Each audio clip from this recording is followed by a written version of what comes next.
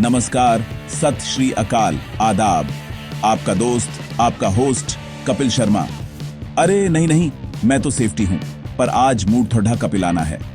तो चलिए आज आपको एक ऐसी चीज के बारे में बताता हूं जो आपकी जिंदगी में कॉमेडी से ज्यादा जरूरी है, और वो है हायरा। अब आप सोच रहे होंगे ये हायरा कौन है? कहीं सिद्धू पाजी की कोई रिश्तेदार तो नहीं? नहीं जी, हायरा का मतलब है hazard identification and risk assessment, यानी खतरा पहचान और जोखिम मूल्यांकन। सुनने में भारी भरकम लगता है ना, जैसे कोई सरकारी फॉर्म हो, पर यकीन मानिए ये उतना ही जरूरी है जितना मेरे शो में अर्चना जी का ठहाका। हायरा एक ऐसी प्रक्रिया है, एक ऐसा तरीका है जिसमें हम अपने काम की जगह पर, चाहे वो फैक्ट्री हो, ऑफिस हो या घर की किचन ही क्यों ना हो, वहां छुपे हुए खतरों को ढूंढते हैं, जैसे बिजली के नंगे तार या फर्श पर फैला हुआ तेल। फिर हम ये पता लगाते हैं कि इन खतरों से कितना बड़ा नुकसान हो सकता है, और फिर उन खतरों को काबू में करने के उपाय करते हैं। ये बिल्कुल वैसा ही है जैसे आप बारिश में निकलने से पहले छाता और रेनकोट तैयार रखते हैं। इसका सीधा साधा मकसद है आपको और आपके साथियों को सुरक्षित रखना, ताकि आप सब काम के बाद हंसते खेलते अपने घर लौट सकें, अपने परिवार के पास। क्योंकि जान है तो जहान है, और काम भी तभी अच्छा लगता है जब वो सुरक्षित हो। तो चलिए आज इस हायरा के रहस्य से पर्दा उठाते हैं, मेरे यानी आपके अपने सेफ्टी के स्टाइल में। कहीं जाइएगा मत, क्योंकि ये शो, मेरा मतलब है ये वीडियो बहुत जरूरी होने वाला है। तो जी, हायरा का पहला और सबसे जरूरी कदम है खतरे की पहचान, यानी हैजर्ड आइडेंटिफिकेशन।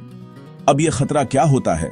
खतरा कोई भी ऐसी चीज हो सकती है जिससे आपको, आपके साथी को या आपकी मशीन को नुकसान पहुंच सकता है। यह बिल्कुल उन बिन बुलाए मेहमानों की तरह है जो कभी भी आ सकते हैं और माहौल खराब कर सकते हैं। हमारा काम है कि हम इन मेहमानों यानी खतरों को दरवाजे पर ही पहचान लें। ये खतरे कई तरह के हो सकते हैं। कुछ तो साफ साफ दिख जाते हैं, जैसे media group, worker nearly slipping on a banana peel on factory floor, janitor cleaning up spilled fruit in workplace stock, distribute equally, जमीन पर पड़ा हुआ केले का छिलका जिस पर कोई भी फिसल सकता है, किसी मशीन का खुला हुआ हिस्सा जिसमें हाथ फंसने का डर हो। कुछ खतरे थोड़े छुपे रुस्तम होते हैं, जैसे media group, worker coughing near chemical storage drum, safety inspector checking chemical containers in a warehouse is stock heap, distribute equally, किसी केमिकल से निकलने वाली अदृश्य गैस जो धीरे धीरे आपकी सेहत पर असर डालती है। लगातार एक ही पोस्चर में बैठकर काम करने से होने वाला कमर दर्द, ये भी एक खतरा है। और तो और बिजली का झटका लगने का डर, ऊंचाई से गिरने का डर, आग लगने की संभावना, ये सब खतरे की लिस्ट में आते हैं।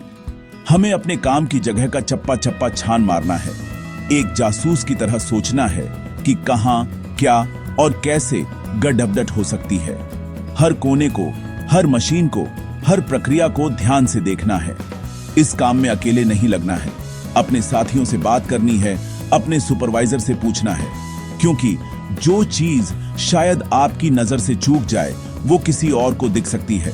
जैसे चंदू चाय वाला बता सकता है कि केतली का तार कहां से कटा हुआ है, तो टीम बनाकर काम करना है। पुराने एक्सीडेंट्स की रिपोर्ट देखनी है, मशीनों के मैनुअल पार्जने हैं। मकसद सिर्फ एक है, कोई भी संभावित खतरा हमारी नजरों से बचना नहीं चाहिए। एक पूरी लिस्ट बना लेनी है, छोटे से छोटे और बड़े से बड़े खतरे की।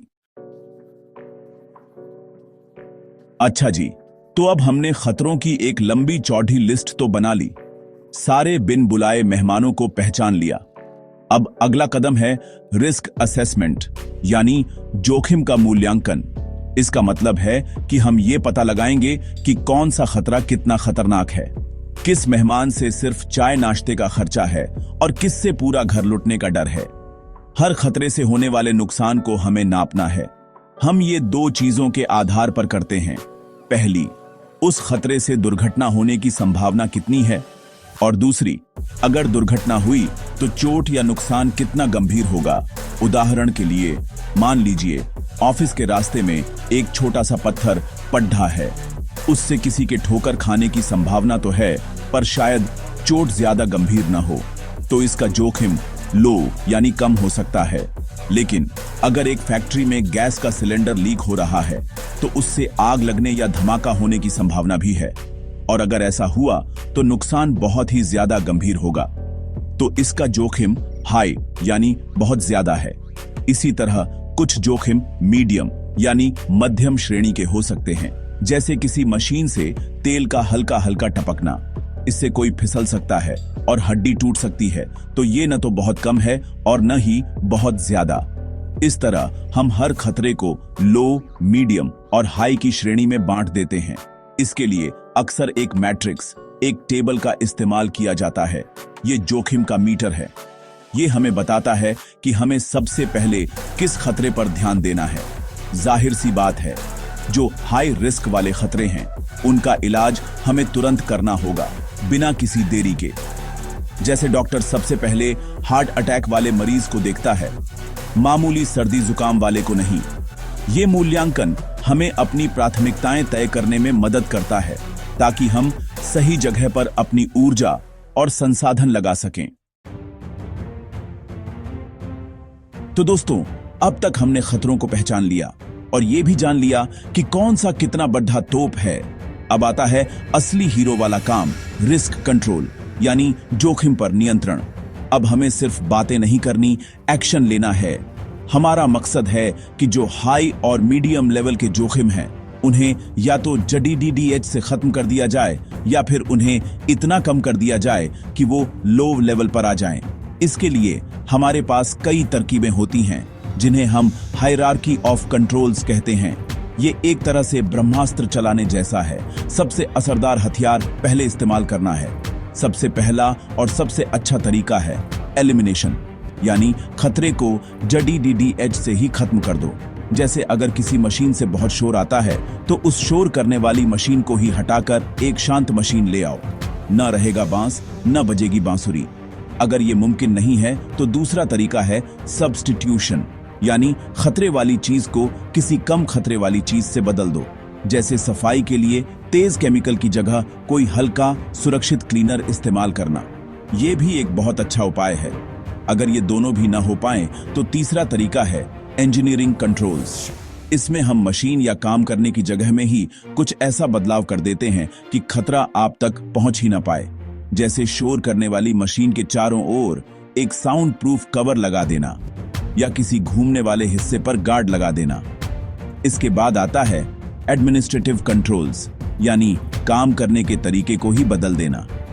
जैसे लोगों को सुरक्षित काम करने की ट्रेनिंग देना, खतरे वाले एरिया में चेतावनी के साइन बोर्ड लगाना, या किसी एक आदमी से लगातार 8 घंटे शोर में काम करवाने की बजाय 2-2 घंटे की शिफ्ट में काम करवाना।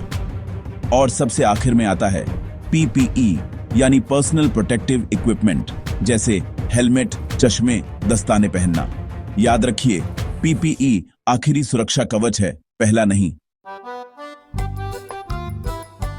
तो जी, हमने खतरे को पहचाना, उसके जोखिम को नापा और उसे कंट्रोल करने के लिए उपाय भी कर दिए। क्या हमारा काम खत्म हो गया? जी नहीं, पिक्चर अभी बाकी है मेरे दोस्त। HIRA का चौथा और बहुत जरूरी कदम है रिव्यू एंड मॉनिटरिंग, यानी समीक्षा और निगरानी। ये बिल्कुल वैसा ही है जैसे गाड़ी की सर्विसिंग करवाना। एक बार ठीक करवा दी, इसका मतलब ये तो नहीं कि अब जिंदगी भर उसे देखेंगे ही नहीं। समय समय पर जांचना पड़ता है कि सब कुछ ठीक ठाक काम कर रहा है या नहीं। हमने जो भी कंट्रोल के उपाय किए हैं, हमें ये लगातार जांचना होगा कि वो असरदार हैं भी या नहीं। क्या मशीन पर लगाया गया गार्ड सही सलामत है? क्या लोग सुरक्षा नियमों का पालन कर रहे हैं? क्या ट्रेनिंग का लोगों पर असर हुआ है? हमें ये सब देखना होगा। हो सकता है कि हमने जो उपाय सोचा था वो उतना कारगर साबित ना हो, या उससे कोई नई समस्या पैदा हो गई हो। इसलिए लगातार निगरानी बहुत जरूरी है। हमें अपने साथियों से फीडबैक लेना चाहिए, उनसे पूछना चाहिए कि क्या उन्हें अब भी कोई खतरा महसूस होता है। इसके अलावा काम करने का माहौल हमेशा एक जैसा नहीं रहता। कोई नई मशीन आ सकती है, काम करने का कोई नया तरीका शुरू हो सकता है, या कोई नया केमिकल इस्तेमाल में आ सकता है। जब भी कोई ऐसा बदलाव हो, हमें पूरी HIRA प्रक्रिया को दोबारा करना होगा। हमें ये देखना होगा कि इस नए बदलाव से कोई नया खतरा तो पैदा नहीं हो गया है। एचआईआरए कोई एक बार करने वाला काम नहीं है, ये एक लगातार चलने वाली प्रक्रिया है। इसे नियमित रूप से साल में एक बार या जब भी जरूरत हो अपडेट करते रहना चाहिए। याद रखिए, सुरक्षा में आलस की कोई जगह नहीं है। नजर हटी तो दुर्घटना घटी। तो देखा आपने, ये एचआईआरए कोई डरावनी चीज नहीं, बल्कि आपका सबसे अच्छा दोस्त है, आपका सुरक्षा कवच है। ये एक बहुत ही जरूरी और असरदार सुरक्षा प्रक्रिया है जो हमें काम की जगह पर छुपे हुए खतरों को पहचानने में मदद करती है। ये हमें सिखाती है कि कैसे उन खतरों से होने वाले जोखिमों का सही मूल्यांकन किया जाए, ताकि हमें पता चले कि पहले कहां ध्यान देना है। और सबसे बड़ी बात, ये हमें उन जोखिमों को काबू में करने के लिए सही और असरदार उपाय लागू करने का रास्ता दिखाती है। ये सब कुछ एक ही मकसद के लिए है, आपकी और आपके साथियों की सुरक्षा। एचआईआरए को अपनी आदत बना लीजिए। इसे सिर्फ एक कागजी कार्यवाही मत समझिए। ये एक सोच है, एक संस्कृति है जो कहती है कि हर कर्मचारी की सुरक्षा सबसे पहले आती है। जब आप सुरक्षित महसूस करते हैं, तभी आप अपना सबसे अच्छा काम कर पाते हैं। और दिन खत्म होने पर सबसे बड़ी दौलत यही है कि आप सही सलामत हंसते मुस्कुराते हुए अपने परिवार के पास लौटें, क्योंकि आपके घर पर कोई आपका इंतजार कर रहा है। तो अगली बार जब आप अपने काम पर जाएं, तो एक एचआईआरए वाली नजर से जरूर देखिएगा। और याद रखिएगा, सेफ्टी का शो हमेशा चलता रहना चाहिए। मैं आपका दोस्त सेफ्टी आपसे विदा लेता हूं इस वादे के साथ कि फिर मिलेंगे एक और जरूरी जानकारी के साथ। तब तक अपना और अपनों का ख्याल रखिए, सुरक्षित रहिए। नमस्कार।